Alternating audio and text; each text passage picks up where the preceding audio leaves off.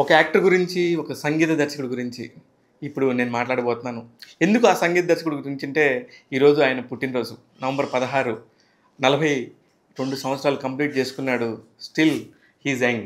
ఎందుకు యంగ్ అంటున్నానంటే, అతను చేసే ప్రతి సినిమా కూడా పెద్ద బ్లాక్ బస్టర్ మ్యూజిక్ లాగా సంచలనాలు సృష్టిస్తున్నారు. అతను ఎవరో కాదు, తమన్. ఎస్ఎస్ తమన్. అతని పేరు సాయి శ్రీనివాస్. 2003లో బాయ్స్ అనే సినిమాతో తెరంగేట్రం చేశాడు. అందులో వన్ ఆఫ్ ది లీడ్ రోల్స్‌లో సిద్ధార్థతో పాటు నటించి బాయ్స్ సినిమాలో నటించి చాలా పేరు తెచ్చుకున్నాడు. చాలా ఎమోషనల్‌గా కూడా ఆ సినిమాలో అందరికీ కనెక్ట్ అయ్యాడు. కానీ అతనికి ఎందుకో యాక్టింగ్ మీద ఇంట్రెస్ట్ లేదు. ఎందుకు అంటే వాళ్ళ ఫ్యామిలీ అంతా కూడా పెద్ద మ్యూజిషియన్స్. వాళ్ళ మదర్ కానీ, వాళ్ళ ఫాదర్ పెద్ద డ్రమ్మర్. 700 సినిమాలకు పైగా పనిచేశారు.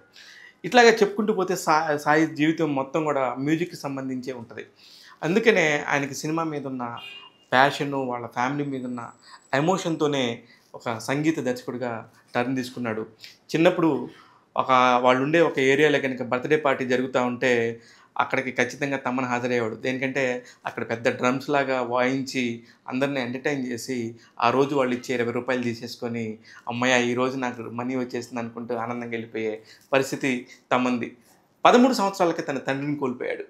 అక్కడి నుంచి జీవితం మొత్తం కూడా ఒక్కసారిగా కష్టాల బాటలో పడింది. ఏం చేయాలి? ఎలాగా లైఫ్ అనుకున్న టైంలో తన జీవితం రాజ్‌కోటి గారి దగ్గర 3 సంవత్సరాలు, కీరవాణి గారి దగ్గర 3 సంవత్సరాలు, అన్నిటికంటే నాకెప్పుడు అతను నా గురువు మణిశర్మ గారని చెప్పుకుంటారు. కారణం ఏందంటే 8 సంవత్సరాల పాటు మణిశర్మ గారి దగ్గర ఆయన పనిచేశారు. అందుకే దాదాపు 90 సినిమాలు, 100 సినిమాలకి మణిశర్మ గారి దగ్గరే పనిచేయటంతోనే దాదాపు అదే టైంలోనే మణిశర్మ గారు పీక్‌లో ఉండటంతో అప్పుడు సాయి పేరు అందరికీ తెలుసు. ఇండస్ట్రీ మొత్తం సాయి, సాయి అని పిలిచేవాళ్ళు. కట్ చేస్తే 'మళ్ళీ మళ్ళీ' అనే ఒక చిన్న సినిమాతో తను మ్యూజిక్ డైరెక్టర్‌గా ప్రారంభమయ్యాడు. ఇమ్మీడియేట్‌గా ఆయన మ్యూజిక్ సెన్స్ చూసేసి రవితేజ గారు 'కిక్' అనే సినిమా ద్వారా అవకాశం ఇవ్వడంతో ఆ సినిమా పాటలు ఎంత పెద్ద హిట్ అయినాయో ఇప్పటికీ కూడా మనం వింటూ ఉంటాం.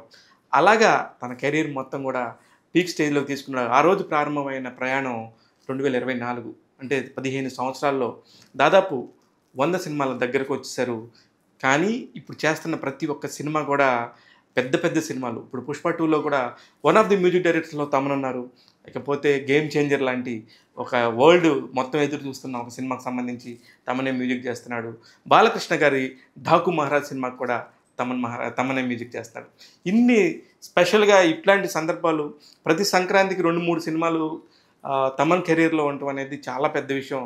ఎక్కడో గాని, ఎవరికో గాని తగలదు. ఇట్లాంటి ఒక చిన్న పాయింట్ నుంచి ఒక ₹20 నుంచి వచ్చినోడు ఇవాళ అతని ఆల్బమ్ అనగానే ఒక ₹10,00,00,000 మార్కెట్ చేస్తుంది. ఇంకా ఎక్కువ కూడా చేస్తుంది. అంటే అతిశయోక్తి కాదు. ఇలాంటియన్నీ కూడా చాలా సక్సెస్‌ఫుల్ స్టోరీస్. చిన్నప్పుడే చదువు మానేసుకొని 13 సంవత్సరాలకే పొట్ట చేత్తో పట్టుకొని అక్కడ, ఇక్కడ పని నేర్చుకుంటూ చాలా వినయంగా ఉంటూ ఎక్కడ కూడా హైప్‌కి పోకుండా తన పనినే నమ్ముకున్నాడు. అందుకే ఈ రోజున ₹20 నుంచి 20,00,00,000 స్థాయికొచ్చాడు. అందుకే తమన్ కెరీర్ చాలామందికి ఉదాహరణగా తీసుకొని ముందుకెళ్ళటానికి, పని చేయడానికి, కష్టపడటానికి ఆసరాగా తీసుకోవాలని చెప్పి నేను అనుకుంటున్నాను. మన టాక్ తెలుగు ఛానెల్‌లో ఎప్పుడు ఆయన గురించి ఒక టాపిక్ చెప్పినప్పుడు he is the best cricketer also.